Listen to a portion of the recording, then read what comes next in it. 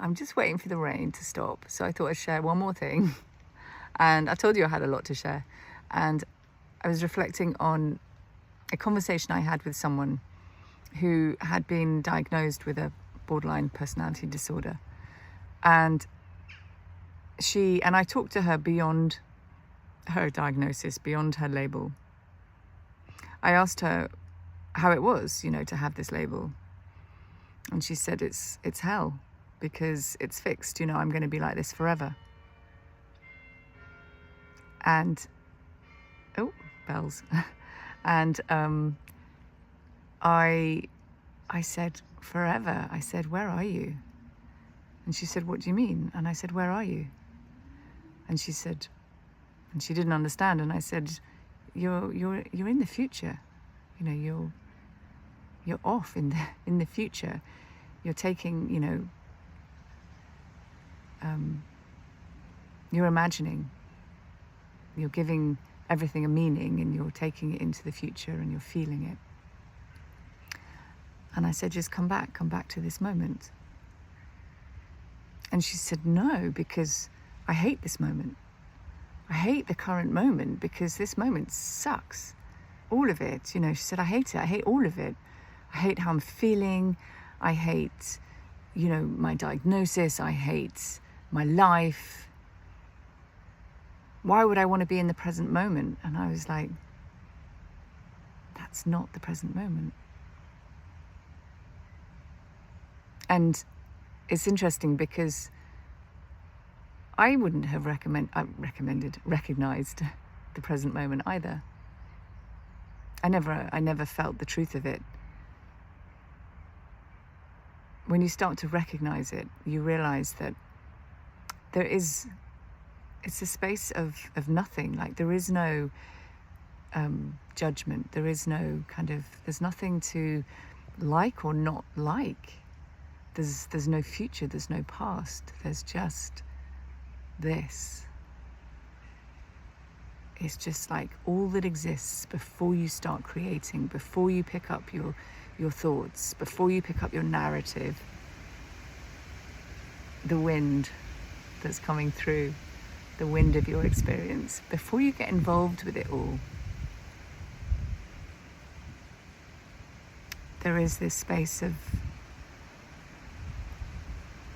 quiet.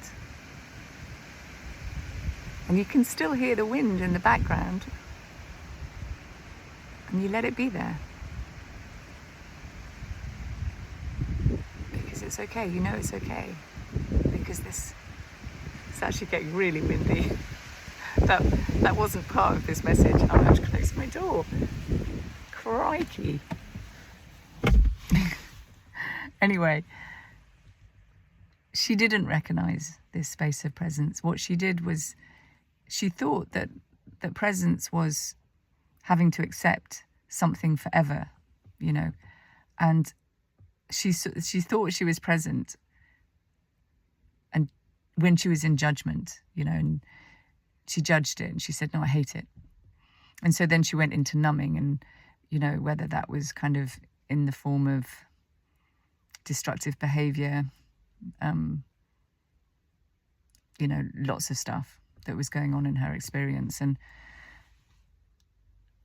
so she said, I do all that because I'm trying to escape the present moment.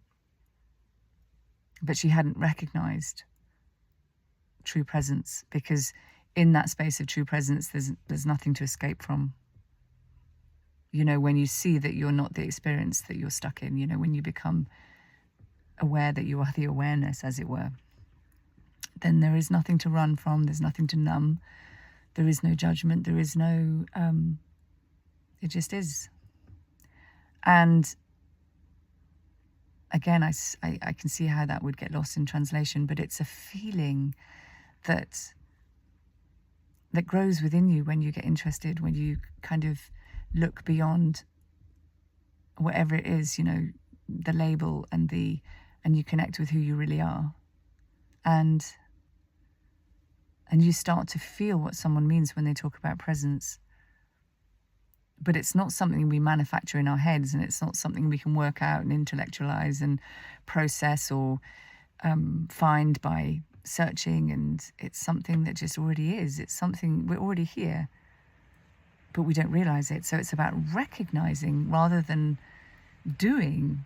You know, I remember when, you know, the other day when I was talking to you about my dad and getting a bit emotional,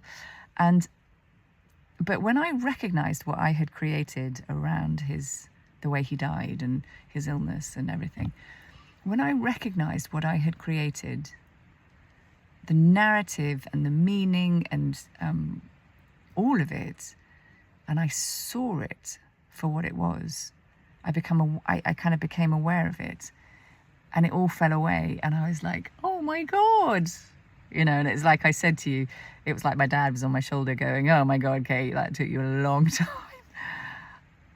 But someone said to me, I described it to them, and I was kind of laughing, and I was having a whole different experience of all of it, and of my dad, and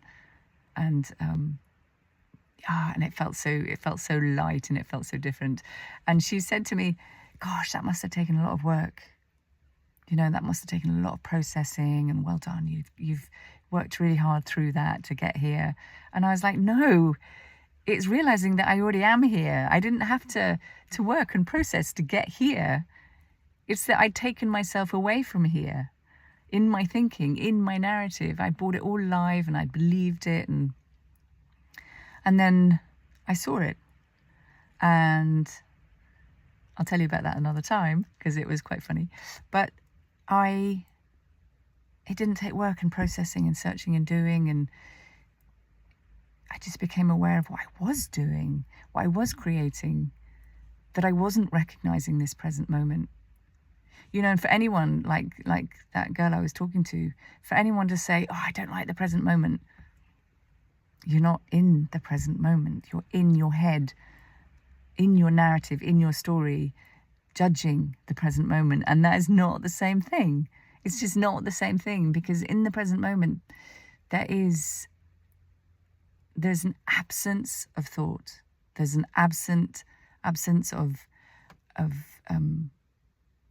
narrative, of belief, of judgment, of the self-doubt, the I'm not good enough, the I'm doing life wrong, the I can't do life, the I'm a failure, all of it, all the, I hate this, I hate my life. There's an absence of all of it. But we don't need to do anything to get there.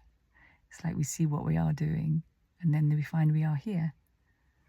It's not the same thing. Okay, enough, Kate. Bye.